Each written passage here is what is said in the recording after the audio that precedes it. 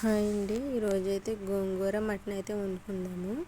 నేనైతే ఈ విధంగా వండితే మీరు ఎలా వండుతారో కామెంట్ చేయండి. ముందుగా అయితే స్టవ్ వెలిగించి కుక్కర్ అయితే పెట్టుకుని అందులో కొంచెం అల్లం వెల్లుల్లి పేస్ట్ అనేది బాగా ఫ్రై చేసుకోవాలండి. స్మెల్ అనేది పోయే వరకు మంచిగా ఫ్రై చేసుకున్న తర్వాత అందులో ఉల్లిపాయలు అలాగే పచ్చిమిర్చి కూడా వేసి వేయించుకోవాలండి. నేనైతే సాల్ట్ అనేది వేస్తున్నాను. అవి అయితే బాగా మగ్గుతాయని సాల్ట్ అనేది వేసిన తర్వాత అవి కూడా ఫ్రై అయిన తర్వాత టమాటాలు అయితే వేసిన తర్వాత కొంచెం సాల్ట్ అదే కొంచెం పసుపు అనేది వేసి తర్వాత మటన్ అనేది వేసానండి.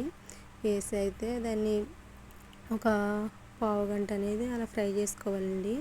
ఎందుకంటే అందులోంచి కొన్ని వాటర్ అయితే వస్తాయి. మీరు కుక్ చేసినట్టు చూసారు ఎంత వాటర్ అయితే వచ్చిన తర్వాత కొంచెం కారం అనేది వేసుకోవాలండి. నేనైతే గోంగూర అనేది వేస్తానని కొంచెం కారం అనేది ఎక్కువగానే వేస్తానండి.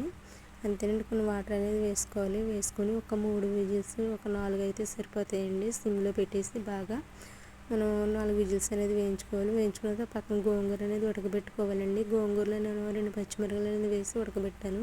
చూసారు, అది కూడా బాగా కుక్ అయిపోయింది కదా. తర్వాత అందులో మనం గోంగూర అనేది బాగా రుబ్బుకొని అందులో వేసుకోవాలి. అంతేనండి, చాలా సింపుల్గా అయితే మనకి గోంగూర మటన్ అనేది వండుకోవచ్చండి. చాలా టేస్ట్గా ఉంటుంది, గ్రేవీగా ఉంటుందండి. కొంతమంది అయితే టమాటాలు అనేది వేసుకోరు. నేనైతే టమాటాలు కూడా వేసుకుంటాను, టేస్ట్గా ఉంటుంది కాబట్టి. అందులో కొంచెం ధనియాల పౌడర్ అనేది వేసుకుంటే మనకి చాలా బాగుంటుంది అనమాట అండి. కొంచెం కొత్తిమీర లాస్ట్లో వేసుకుని మనం వేడివేడిగా అన్నంలో వేసుకుని తింటే చాలా టేస్ట్గా ఉంటుంది.